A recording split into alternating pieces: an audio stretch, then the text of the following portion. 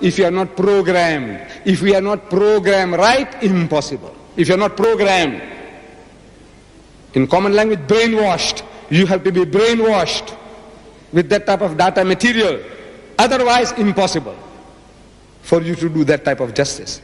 I said, if you are programmed right, you can do justice. And so saying, I gave the example of Hazrat Umar, the second Khalifa of Islam. One of his sons was charged for adultery, and he was convicted by the Qadi, by the judge, of adultery. Punishment, 100 lashes. 100 lashes.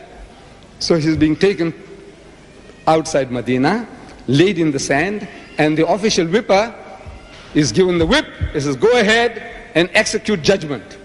So he starts. He lifts up the whip right above his head, and he brings it down with all the force at his command, but before impact, he reduces the impact. One, he did it.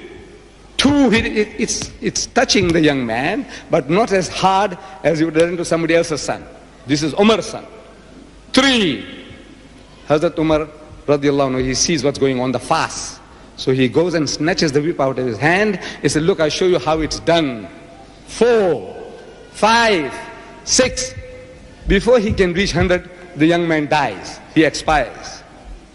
And Hazrat Umar scoops him in his arms and he cries. He cries, my son.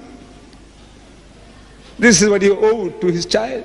Justice is justice. Allah says, when you do justice, not let compassion come in your way.